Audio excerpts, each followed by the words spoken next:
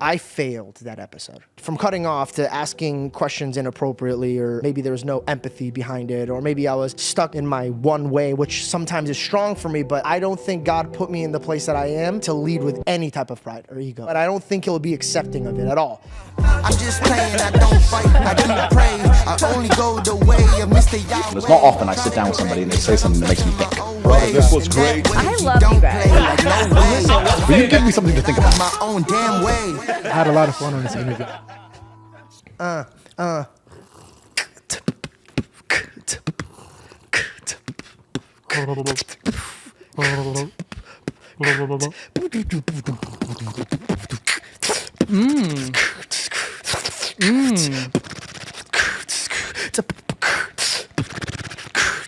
Honestly, just let him go. Jesus, dude. Oh my God! Just the way to start a podcast. Like people, first time people are like, "What the hell are they doing?" What's up, guys? Welcome back. I'm excited about this one. You realize you say that at the beginning of every podcast? Yeah, I know. I was thinking that about. I love it. No, it's great. It's great. It's just so funny. And I just imagine one day I'm like, I'm not excited about this one. Actually, if I wasn't excited about one, it definitely would be this one. Because this one, I gotta, What's going on, dude? Hey, I bro. gotta, Open up. I gotta talk. I gotta talk. Okay. From here. What's on your heart? I'm using comedy to deflect right now. I don't know if anybody knows me right now, but the devil has been messing with me in private moments, right? Like in my own thoughts. And he's trying to steal my joy right now. And I wrote in my notes, I go, if the devil's going to come after me privately, then I'm going to praise God publicly. Like, I'm not going to let him try to get me by myself in my thoughts and get me to, like, run away from the new obstacles that I have. So I have a lot to talk about today. One, first, I'm sorry to you.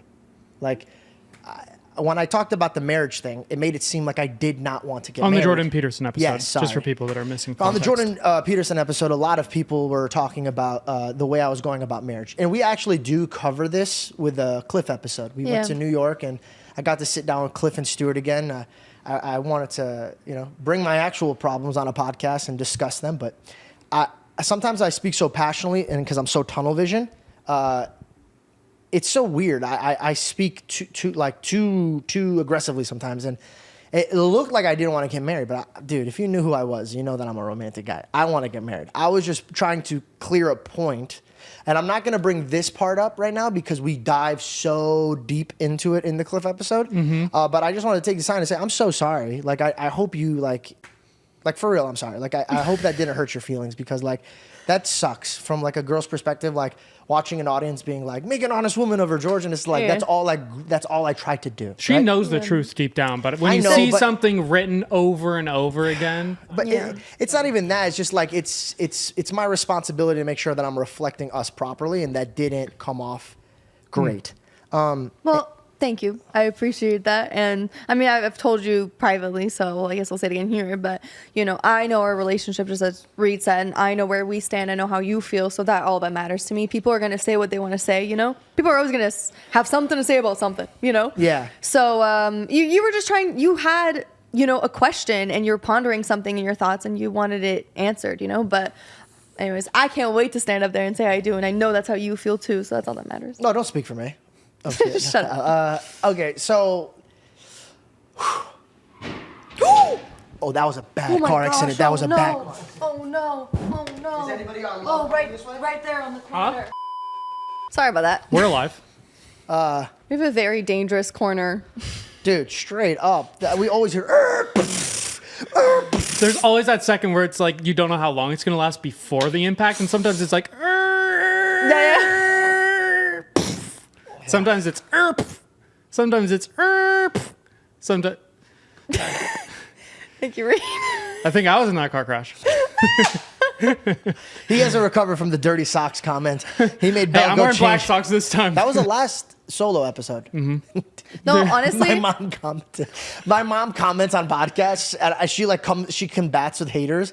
But even her, she was like, "Reed's never allowed in my house." Yeah, I was in her home. Yeah, it looked like I just ran through the forest in my socks. Like, dude, I was like, they can't be that bad. I clicked on the time mark, and I was like, oh dear God. Honestly, That's though, it is disgusting. hard keeping your socks white. Hard. I've washed my socks in bleach, and sometimes it's like, Should we start from there, or should we just kind of? I think that was great. Yeah. Yeah. Are you okay, dude? Okay, back to the devil in your head, huh? yeah. Jeez, dude.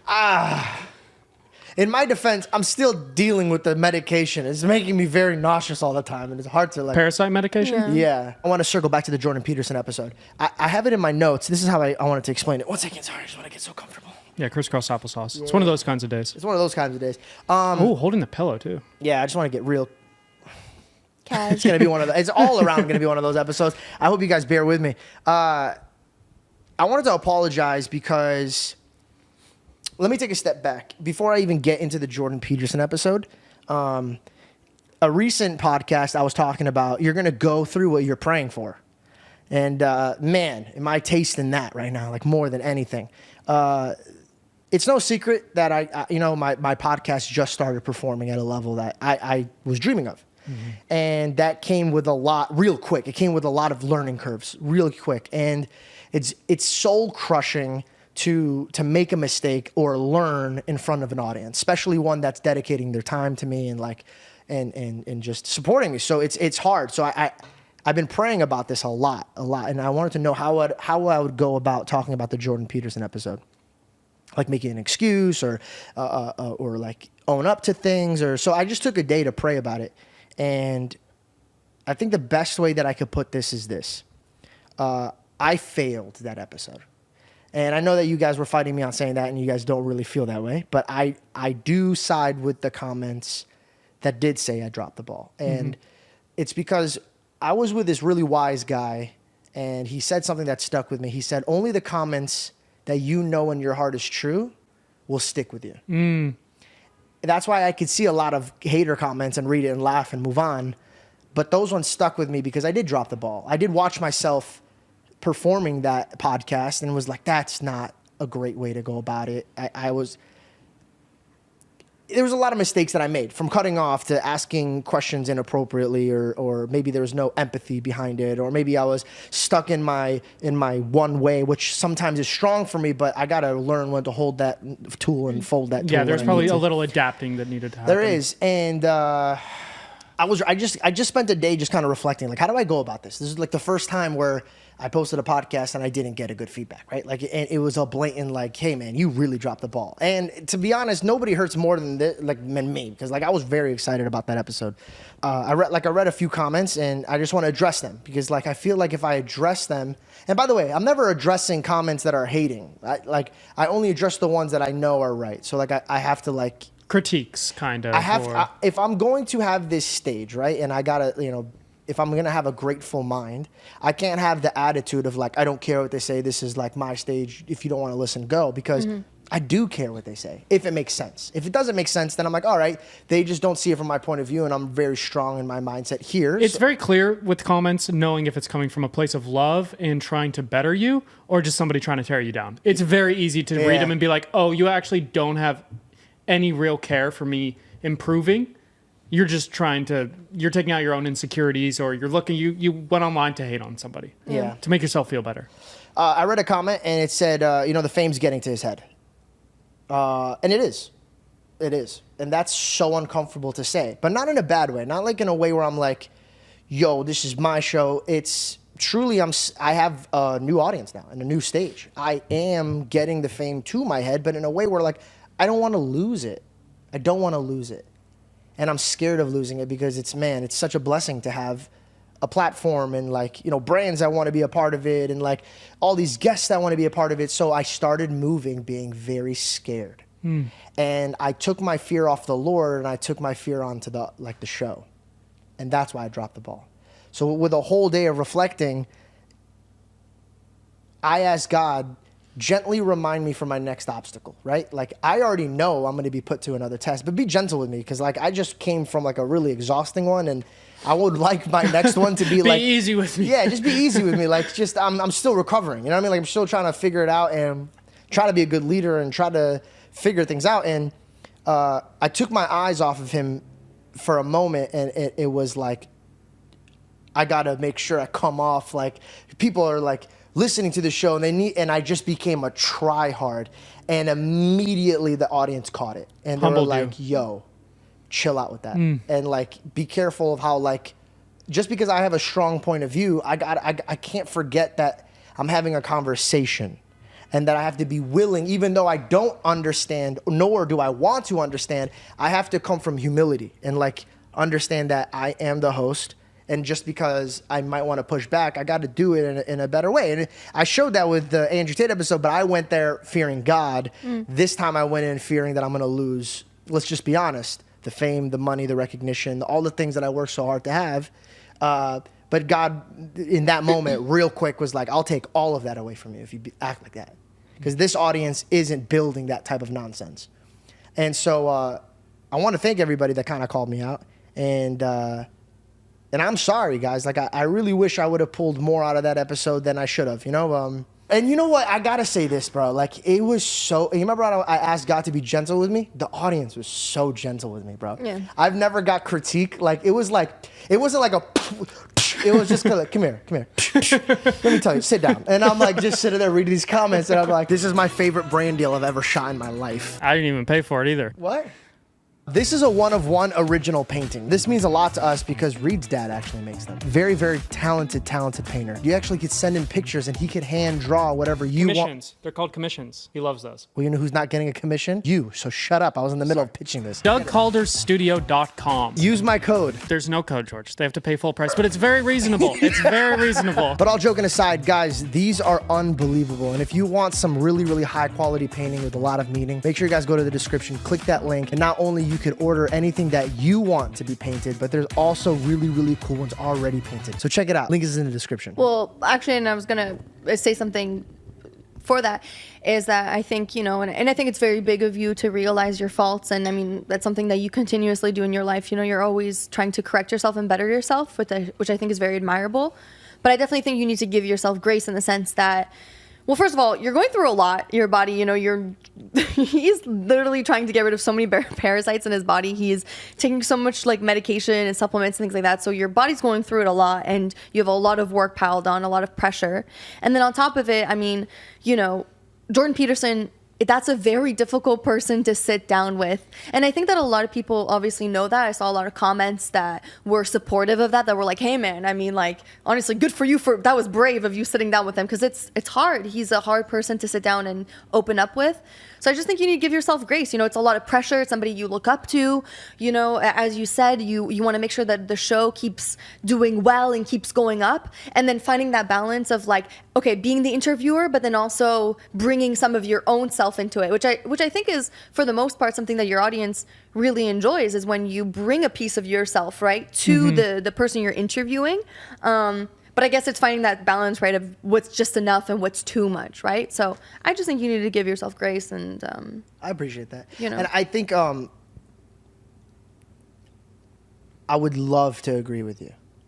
I would love, like, don't get me wrong, like, bro, like, just tee me up to be like, you're right, like, I need to chill out, I'm doing just fine, but it's too much grace that could be poison, right? Totally. I think, like, one, I'll give myself grace on one thing when I cut people off. If, like, for example, you're talking and because me and you cut each other off in real life. Yes, like, please, and I'm gonna cut you off right now. Please, people, know when Georgie cuts me off, or when I cut him off, or whatever it might be, like, he's not cutting me off because he doesn't care what I have to say. This is just how we communicate, and this is how we have conversations. Yeah. And it's so hard knowing the right beat, when to come in. Like, is that person done their sentence, or are they not done? It is difficult. Yeah, yes, and that's why, like, that I'll give myself grace, and I'm like, okay, this is just like me. I have to get used to, like, this back and forth. And when I read those comments, I'm like, they're right. I got to get better at that. But sometimes I get so passionate of where the podcast is going that, like, I like double dutch. I jumped in too early, and I ruined the flow. And I agree, I did ruin the flow of a lot of things. And I never have the intentions of ruining the flow of a conversation. In fact, that's like the least thing I would ever want to do. Of course, it's just my my excitement, or maybe I'm in a thought and I'm thinking it's so like much that I blurt it out. I might accidentally cut somebody off, and that's very wrong with me. Disrespectful on so many levels. I'm working on it. But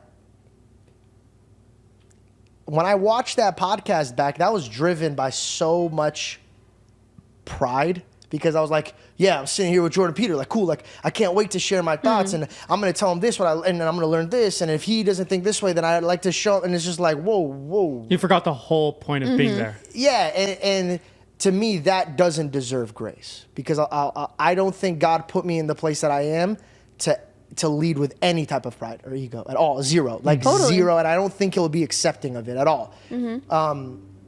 So and by the way, like, do I want to jump on a podcast always and just like brighten up your day? I do. I hate the fact that I actually sit here and like I have to talk about this, and I hope I'm not boring anybody. But I was raised that if I did anything wrong, I have to own up to it. It'll eat me up alive if I don't. And this is the first time in my life that I've ever done this like on my show. So this is like, I just bear with me. Even if this apology is annoying, like, There's a lot of like programs and shows and stuff where I feel like the connection between the audience and the people of the show, there's a huge wall put up where it's like, they are watching because of me, so why would I listen to them? I know what's best for me.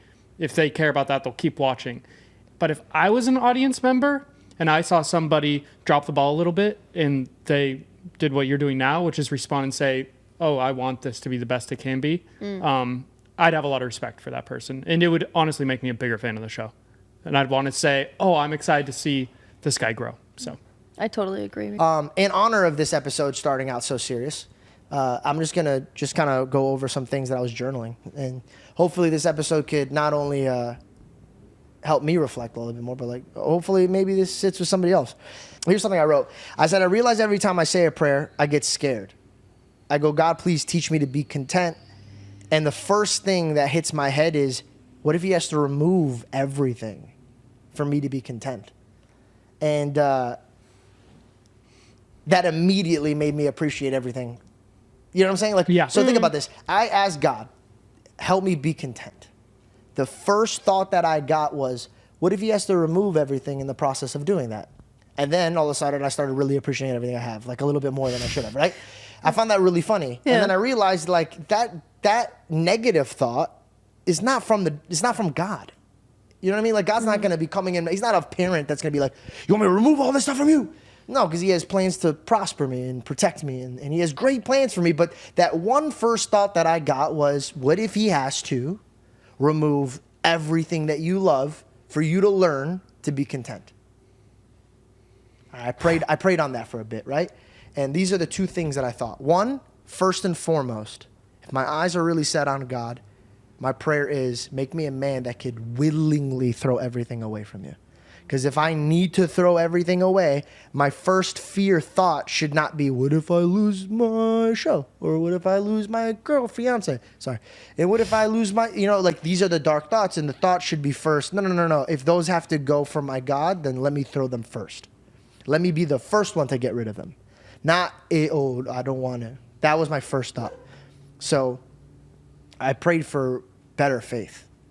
And then the second thought was, I'm sitting there and I'm praying. And the devil interfered with my meditation with God. But I was confused there, and I go, why would God let the devil come in? This is our conversation. He has the power to be like, you're not talking right now. Zip it.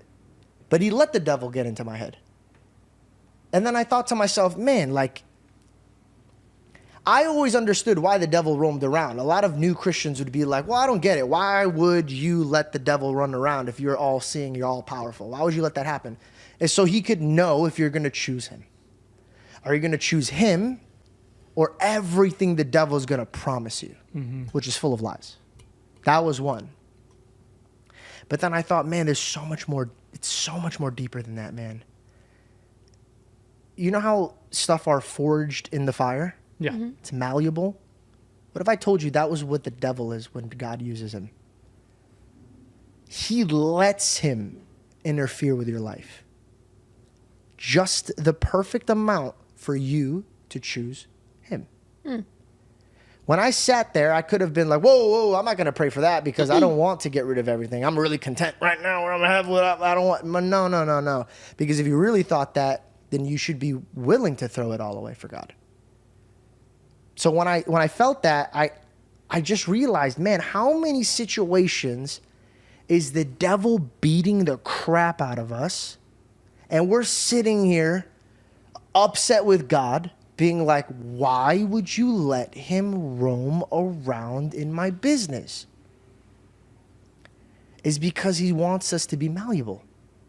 He wants to forge us in the fire. It's heat. It's hot. It's annoying. But diamonds are made out of pressure. That's why I started the podcast being like, if the devil's going to mess with me in private, I'm going to praise God in public. Because I think a lot of us like to pretend the devil doesn't exist. That's his trick. That's not our trick. Ours is to symbolize and know which is wrong and right. Mm-hmm. So how could we use the devil? I know that sounds really crazy, but how can we use the devil? No, everything you're saying makes so much sense. Well, because if the devil didn't get in your head going like, well, then all this is going to go away, then you wouldn't have sat there and reflected about how grateful you are for all these things. You wouldn't have been reminded of like, oh, wait, I don't want this to go away. I don't want that to go away. I don't want, and then you realize how important they are to you. And so you're grateful for them. It's harder to even like put into words because it's a new thought. I haven't really even been able to flesh it out, but I see God using the devil as a tool in my life. And it's a tool that we don't talk about. If you're in a financial state, the devil's probably telling you to have a credit card, buy beyond your means, da-da-da-da-da. But it's like you have to fight these thoughts. You can't just pretend they don't exist.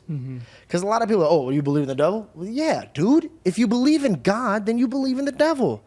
And the devil isn't just sitting around and just, oh, well, he's with God, so I'm not going to. No, bro. He's going to obviously come after you. You're the one that he wants. He wants the one that worships God, not the one who's at the park who doesn't even care about God.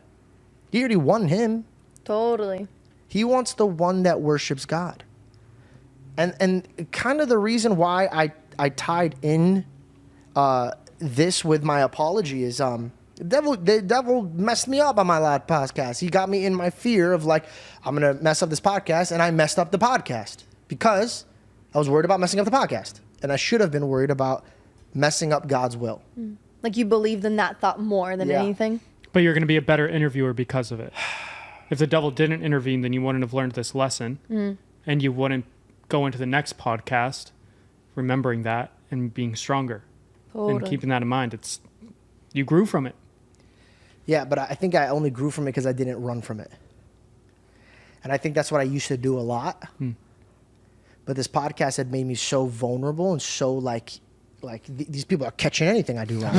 Like, you know what I mean? Like if I say one thing wrong, they're like, hey, dude, what's up with this? And I'm like, yeah, you're right. And that's great. Now, honestly, it's a blessing. Now I have an audience that can keep me in check. I mean, even biblically, bro, like it was other people that kept other people in check. And by the way, this is a Christian audience. So people aren't just like, I think he's wrong. Chapter, Mark, 8. They're putting Bible verses. And I'm like, whoa, like this is like. So different from people just putting the remote and turning on late night TV and being like, that's interesting, and turning it off, bro. Yeah. No, it truly is such a That's different crazy. audience because you look at, and it's so funny. I was just looking at this today. Like, this is random, but Kylie Jenner posted some pictures, and I was like, wow, I think she looks great. And I look at the comments, and I'm like, I know someone's going to have something to say about it. And it's like, when she was super curvy, people were like, oh, it's so much, da da da da. Now she's like a little bit more lean, and people are like, well, at least when you're curvy, you stood out. And it's like, Jesus. poor girl. No, bro. I agree with that one, though. I'm just kidding. It's like, you can't like... If you're going to do something, do it for yourself because literally you can't please anybody. You know, somebody's going to have something to say. Also, shame on those people that just have bad things to say all the time. But anyways, but the difference between like this audience versus like our audience who is so thoughtful and like precise with their words is like, that's a big blessing. And by the way, like, it's a huge blessing. There's this guy, his name's Russ. I call him Russ, but let me make sure. Let me pull up his real name. Dude, he's, as we speak, bro, look. There's a video of him. Rusland? Is that, you pronounce it Rusland, right? Sure. Oh, he's always, yeah. Rustlin? Yeah, there's a video we speak going he's live. He's a maniac, dude. He's always working.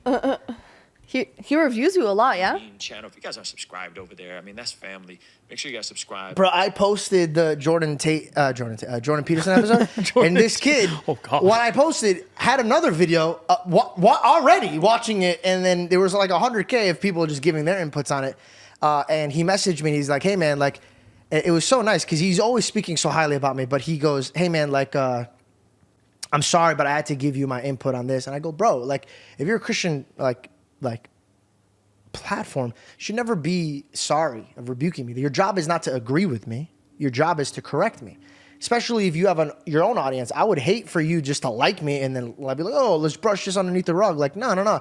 If you're gonna confront me behind closed doors and I'm so vulnerable, bro, hang me to dry. Let me be the example that other people need to learn from. Like, it's a healthy thing to just at least move in a direction. It doesn't have to be like an overnight switch. Speaking of overnight switch, Mike Malak called me. Just now? Yeah, I'm gonna FaceTime him right now. Why not? This is a perfect podcast for that, right? Yeah. Oh, look who it is. Yeah. Wait, can you? Oh, you're not gonna be able to see me. Am I on the show? Well, you are, but like you're not at the same time. I know because I'm connected to my AirPlay. Wait, are you able to hear me? No. Hi, Mike. That's a bold-faced lie. Yeah. How are you, buddy? I'm pretty good. I just got off the Bobby Lee podcast. Yeah. By the way, Mike calls me. He's like, hey, just to let you know, we're going on Bobby Lee's, and I'm gonna give you all the smoke. And I'm like, oh my god. How did it go? It went great. No, it was cool. I think. Actually, he talked about like the idea of you guys doing content. And I was like, yeah, but I was like, he's not doing your show, and. Thanks. You're like the best agent. Nice, Mike. I was like, you're not gonna capitalize off this situation. You're gonna make it right, and you're gonna go on his show. And he was like, yeah, I'll go on his show. That's fine. So he said he's down to go on your show only if you want. Wow. Well, let's go, Mike. You know, I always said Mike had my best interest. You always liked Mike. You always liked him. Yo, today I was on the phone with Mike, and he goes, bro, you told the world you wanted to punch me in the face. And I said, I didn't. I think that says a lot. I was like, and the funny thing about it was you said that when we were already talking again. Like, we were already Yeah. Here's the thing. Me and Mike we still haven't really fully sat down and talked things out, but we are going to talk things out. Obviously, everything's good. And then we're go ahead. Yeah, and I'm gonna come on as well, and we can break down some of the stuff on the show as well. Yeah, all the secrets and juice, and then actually he's gonna be the new co-host of the shit. Just imagine like they're like, damn, bro. I mean, dude, sounds like a paycheck. All right, bro. I'm gonna finish up this pod, and then I'm gonna hit you up afterwards. All right, sounds good, brother. Have a good one, bro. All right, you too. Peace. God, I hate Oh, that guy. thank God you don't have to punch him in the face after that, dude. That guy's the worst. I'm just kidding. Nah, I actually told him, I go, bro, it's like, it's as much as like we went back and forth, like you gotta, I don't know, I love that, bro. Like, for those of you guys that don't know what's going on, me and Mike had a falling out. I was on a show with him, and I love when the devil doesn't win. Right? Damn. The devil tried to separate, and I could have easily taken the opportunity and being like a punk or like somebody who's egotistical. And there was times where he was winning in your head. There was times where it's like you wanted to burn the whole thing they down. were winning a lot. The scoreboard was real high on that one. But you know what's so funny? It's just like when you really put your ego aside and you're like, what do you want? And it's like, true. I don't think anybody wakes up and is like, I want the smoke. I want to smoke with somebody right now. If anybody says anything, and it's just like, that's and if you do, exhausting, you're hurting. Yeah. You're not in your best. And by the state way, of mind. I wanted to smoke at one point. Mm-hmm. Oh, definitely. 'Cause you were hurting, bro. Oh, yeah. But I'm glad I didn't. Yep. And I love that. I love that. If you work really, really hard. Oh, this is actually in the this is gonna be really nice. This podcast is really turning into something. good. Is it? No, Yeah. it is. It's not, is it? No, it's I'm just joking. I do blame it on the medication though. I'm so nauseous. Like every time I keep swallowing, it's my own sorry. saliva because I feel like I'm gonna throw up. Nausea's the worst. And This can be a short one. yeah, it has to be. It has to be. I don't know if I got it in me today. But this relationship between me and Mike, I'll even give this as an example. Silence was the best weapon I could use. And I'll explain. Shout out Jordan Peterson. And Belle's smiling because she'd always just be like, be quiet. Just don't say anything. But right now, I use that to kind of overcome that challenge in my life. Silence, just be quiet and just watch. But recently, after, ironically, the Jordan Peterson episode, when he was like, no, you could really just look at somebody and watch them and be quiet. Really watch them and be quiet. That stuck with me. That was such good Yeah. advice. That was such good advice. Your dad also has given me that advice, by the way. And I was just about to say. And I talked to him today. And he gave me that advice again. My dad is the king at that. My dad is the king at that. He's so quiet. I will only know my father's stressed or upset or angry when he's quiet. When he's quiet, if I ever walked into the house when I was younger and it was quiet, my stomach would like just turn. gosh. Because I was like, oh damn, like this guy's like he's not bippity boppity. He's just like going and do you want food? Do you want food? Like if you know he's good when he's offering you food and drinks and he's like hanging out, you want a cigar? Like he is 12 o'clock, let's do something. Come on, let's go. But when he's quiet, you're like, oh, somebody messed with him.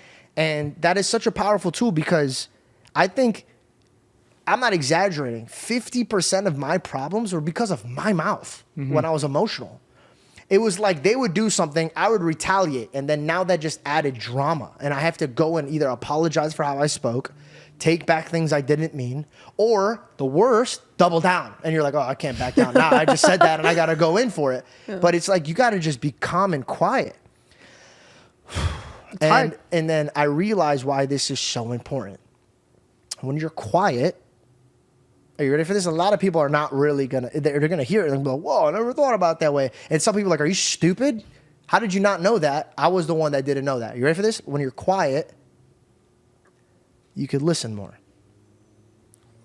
But hear me out, Reed. The reason why I talked so much wasn't because I was like trying to get one over, is because I'm a man who is socially like with his mouth like very, very good at talking, that when things get bad, I think that's what I need to do. It's your tool. If it's quiet, I'm like, oh, I have to mend it or fix it or try. And that try hard, it's like, it's such an uncomfortable and cringe thing to look at. But when you like pull back the microscope and you're like, okay, why am I trying so hard here? It's because you care. It's because I care. Yeah, you want people to know your heart and just understand. And when I'm quiet, I feel like they think I don't care. And that scares me.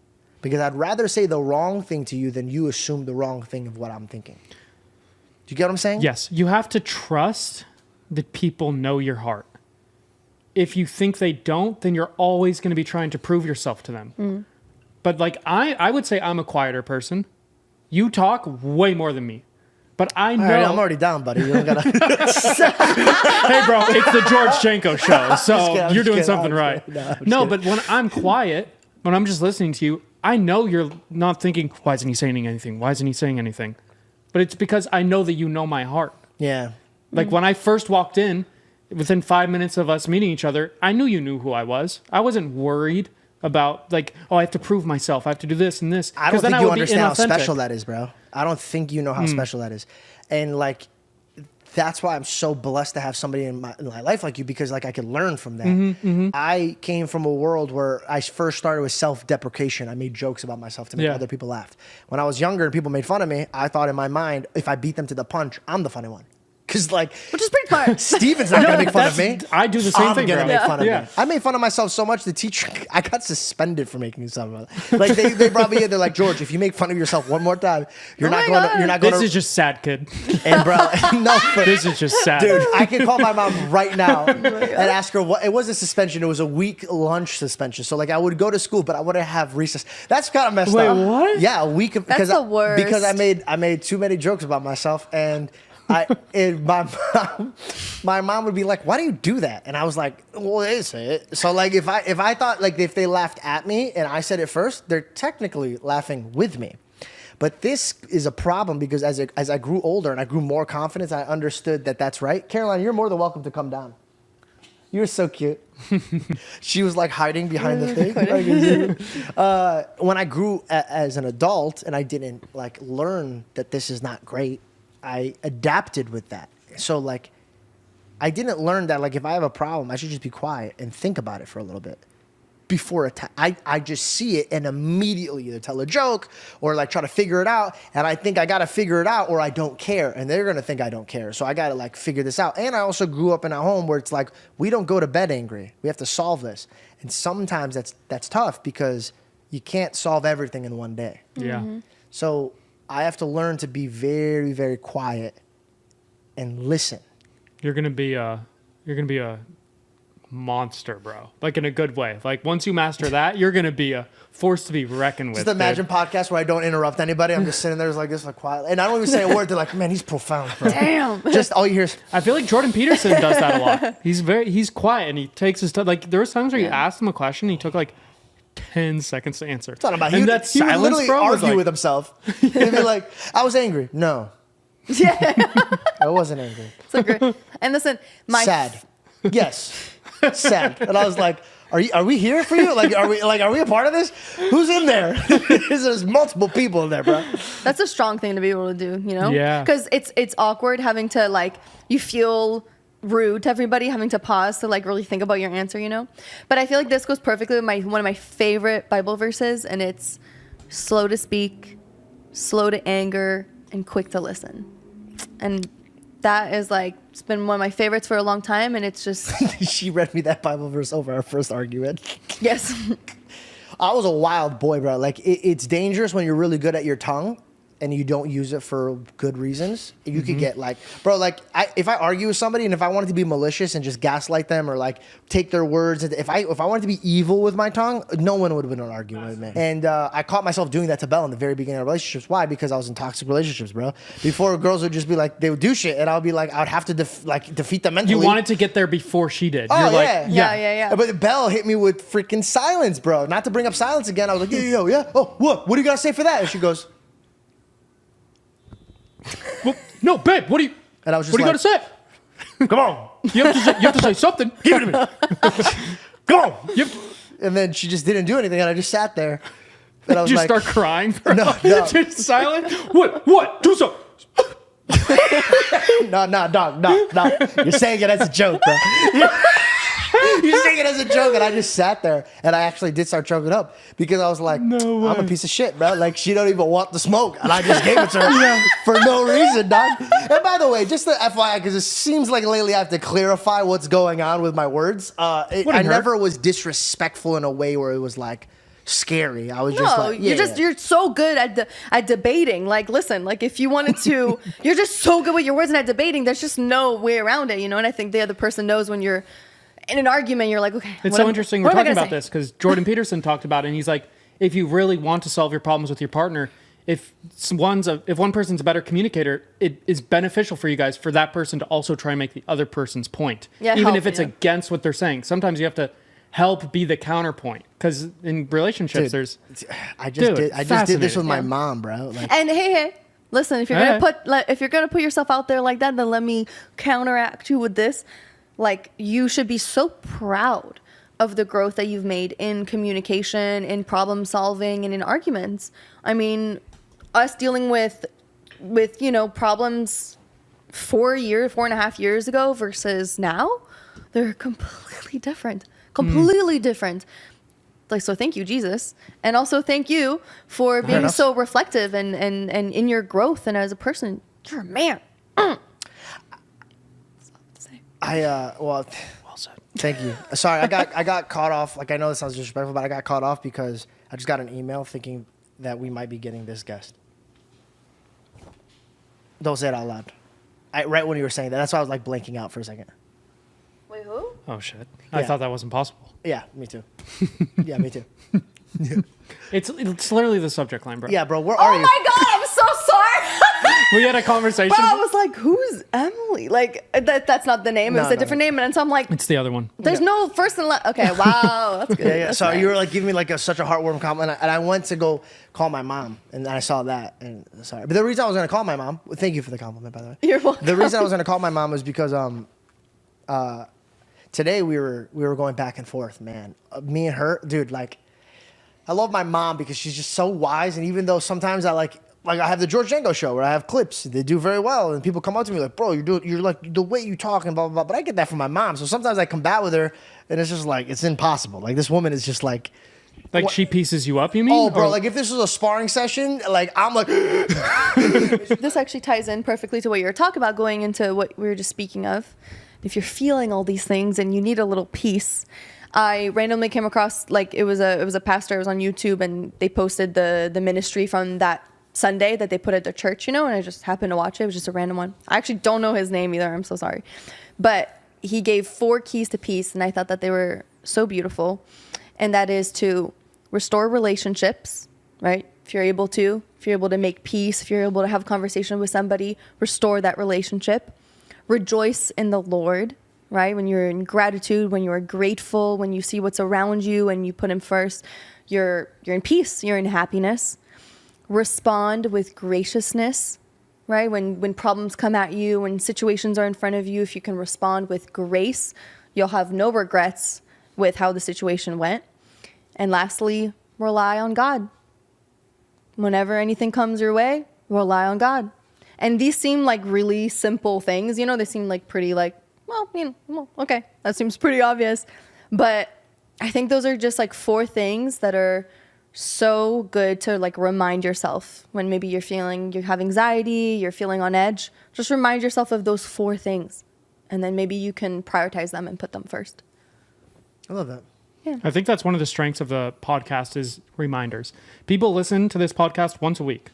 So even though they've heard things like that before, they're in their car driving to work and they're like, I needed to be reminded of that. Even if they already knew that. There's tons of things where it's like, oh, okay, thank you, Belle. I needed to hear that today as they're driving to work. So yeah, even if people have heard that before, that's still dope. That's awesome. Thank you. I know when I listened to him, I was like in tears on the treadmill, and I was like, I needed to hear this, man. And it was just so good. If you put 4 Keys to Peace in YouTube, you'll see his the ministry from this, and it was really beautiful.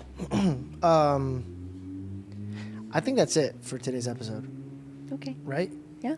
I just wanted to bring up my dad. I thought we were going to put that in as a brand thing. I'll do that. Yeah, I love that. Right, because I don't want it to just be at the end. That's not fair. Yeah, totally agree. That's not fair to me and my dad. But we're talking about it now.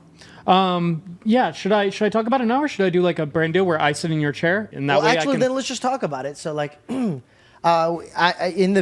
some time in the podcast, we did a brand deal. Thank you for letting me do that, by the way. Well, you put a gun to my head. Yeah, well, I'm just kidding. I never got to meet Reed's father yet, but he's done an outstanding job raising Reed.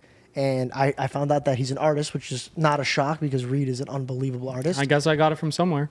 Check this out. This is kind of incredible. And I know we did an input with it, but I want to talk about this.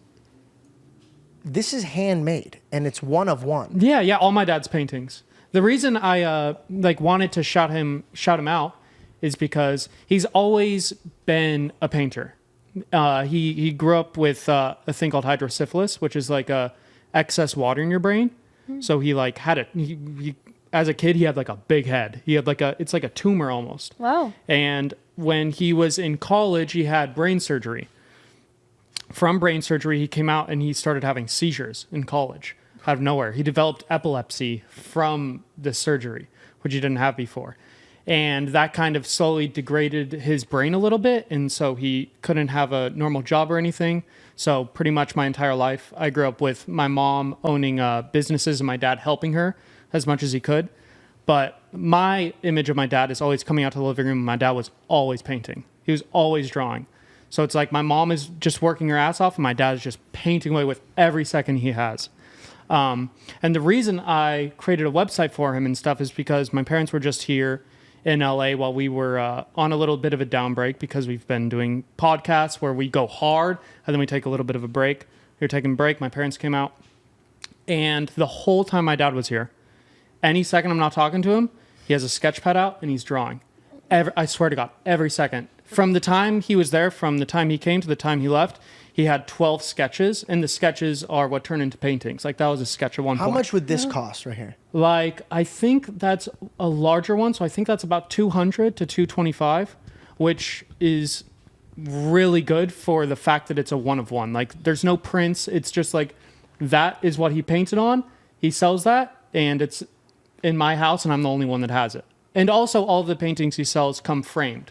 So, like, you literally just take it and you put it on the wall. I love that. It's so beautiful. We got close-up shots of it. I'd love to show that. But for those of you guys that don't know, like, you would go to, like, Target, and that would be not too far off the price. But that's such, like, everybody might have it, or it has no soul behind it. But this is a man who... That's my dad's life right there. Yeah, he's put his life into it. And And also, it's like all of his paintings, I'll put some different ones up on the screen, but they're all like so different. He does ones of like still lifes of people. He does landscapes. And I just like picture my dad walking around Albuquerque with like, just walking around with a camera and being like, oh, that'd be a good painting. And then he takes pictures and then draws it. And it's like, he's just always growing. It's so cool. Would he ever draw people's pictures? Like, for example, if they sent him yes, like pictures? absolutely. Commissions is what it's called. I put on his website, I put a little commission part actually. So if you are interested in commissions for my dad, you can go there and send him an email about what he'd want. He was even like, Reed, make sure that they know that like they can just email me about anything. I just want to talk to people. He's like, let's put their email in too. Yeah, I'm gonna put it in the guy. screen as well too. Such a so you don't even precious have to man. go to the description. But if you're looking for art, I would definitely do this, bro. Especially, I just love the artists that like any type of person that just puts their whole heart into it and they're not making so much money and they're just doing it because it's actually art to them. I feel like that doesn't exist anymore. Yeah. I mean, even myself, my art, I'm like, how do we monetize? Like, it's just always like it's a dollar thing. And the fact that he didn't even think about doing this, his son put this together. That's I'm proud of you, bro. You're a great son. Thank you, Yeah, dude. that's really Thank special. you. Thank you guys for watching this very deep, raw, hopefully not annoying podcast. I would love to come here next time and just make you guys laugh. I guess that's a good thing that Fluffy's our next guest. And So cool we got him. yeah, number one comedian. He's the only stand-up comedian to sell out Dodger Stadium. Just Gabriel Iglesias, bro. Like, literally a legend. So I'm glad we get to pivot from some serious conversations to some nice laughs. Thank you for bearing with me on my journey. And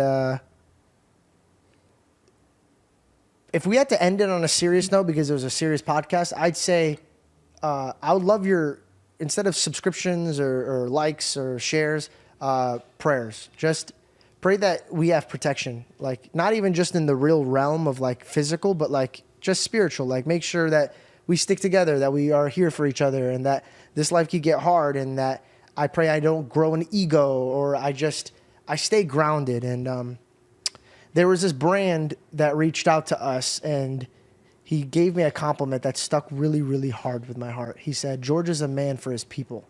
His boots are on the ground, and his audience knows that. And I took so much pride in that. And it's so true. I pray that is how I am looked at for the rest of my life.